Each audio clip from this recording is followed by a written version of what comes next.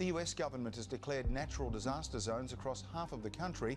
54 million people are affected, and it's threatening to force up food prices right across the globe.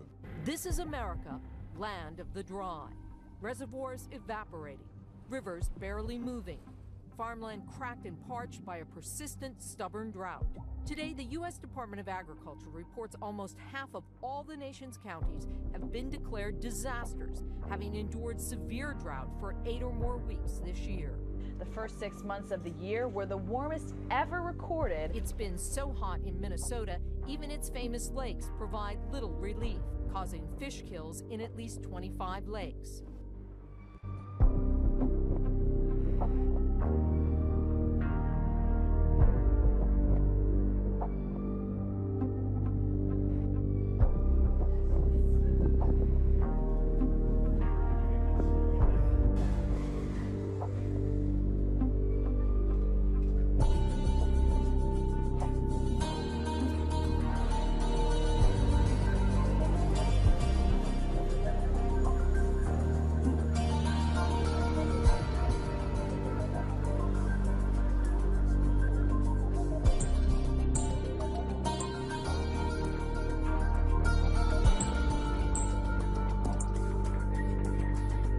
Surveillance cameras rolling as a man suddenly drops into a sinkhole after the road collapses.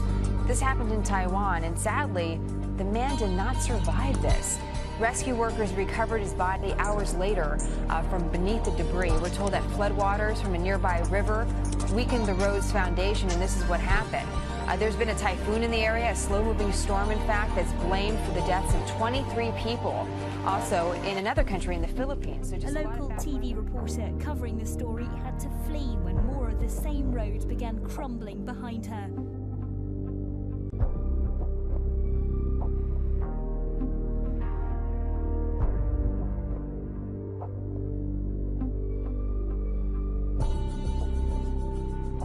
Look at this car.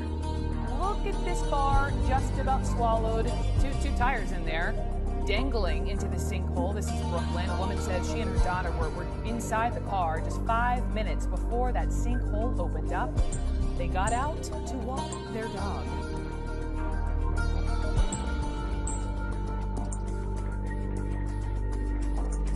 A sinkhole that appears to be expanding prompted Governor Bobby Jindal to declare a state of emergency tonight in northern Assumption Parish. The order affects about 150 homes in the Bayou Corn area. Emergency managers say it's the fear of the unknown that prompted the evacuation order, but they're not sure how long it will remain in effect. Residents say for the past couple of months they've seen gas bubbles rise from the water nearly 1,900 feet from where the sinkhole formed.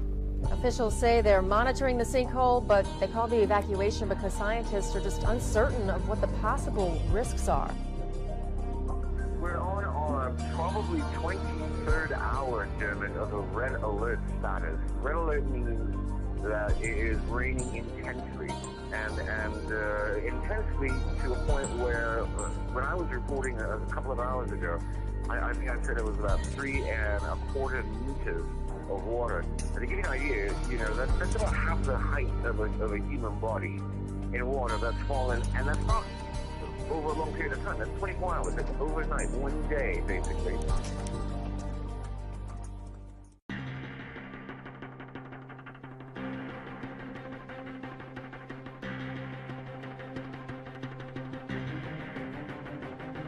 Nine surrounding provinces have also been affected. As hundreds of people are dead or missing.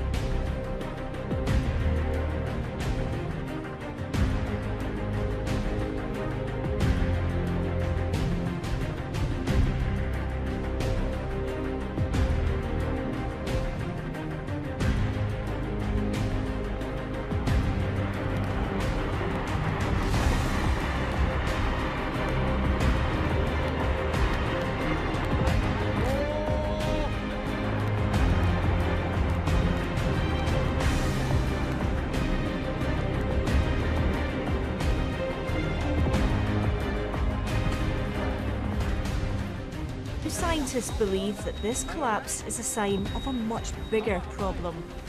NASA says its satellites have recorded what it calls unprecedented surface melting. The white areas in these images show the surface ice in Greenland on July the 8th.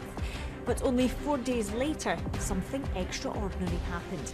Almost all of it melted, exposing the deeper blanket of ice that covers the country. 97% of Greenland was affected. Even Greenland's coldest and highest spot was affected, something that hasn't happened since 1889. Ash and smoke billow into the air above Mount Tongariro on New Zealand's North Island, the aftermath of a volcanic eruption, the first here since 1897.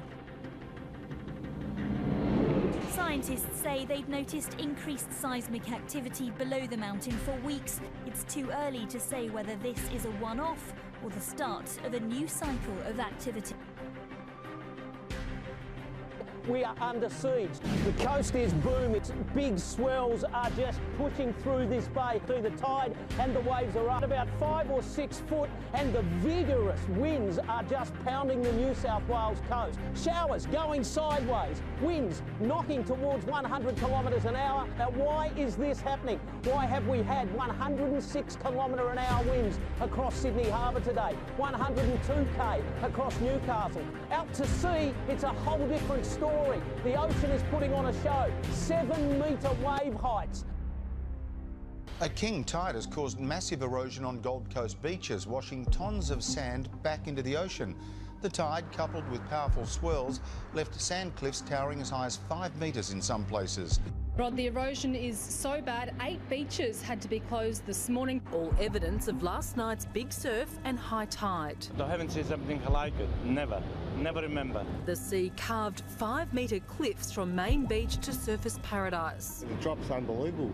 At Nobby Beach, the protective rock wall is almost fully exposed. I never thought the day would come where I have to tiptoe across the rocks at Nobby's Beach to go for a surf. And that has council engineers worried. That's sort of your last line of defence.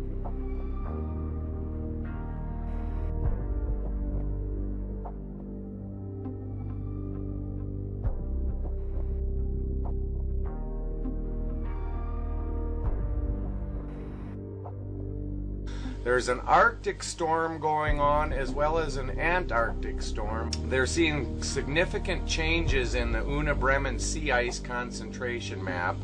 That large patch of sea ice in the East Siberian Sea is almost entirely detached from the main ice pack. This is something I've never seen before. It's unprecedented in the satellite era. We have speculated a lot about this in previous melting seasons, but now the moment seems to have finally arrived. The sinkhole grew overnight. Infrared equipment shows it's 10 to 20 feet wider. The sinkhole expanded to the north and south. The summer of wild weather, the hottest July on record, crippling drought in half the country, and now tropical storms are bringing epic rains to the East Coast. Well, the earth is shaking in Southern California. At least 30 quakes striking since Tuesday night. Just yesterday, 4 mid-sized quakes hit. They were centered near and around Orange County. The strongest, a magnitude 4.5. You definitely can feel that. And it was felt across a wide swath of that region. Recent studies have suggested that a swarm of smaller quakes sometimes comes before a big quake. A pair of strong earthquakes, both measuring more than 6.3 on the Richter scale, has leveled at least 6 villages in northwestern Iran and damaged dozens of others. Iranian state TV has reported a heavy death toll.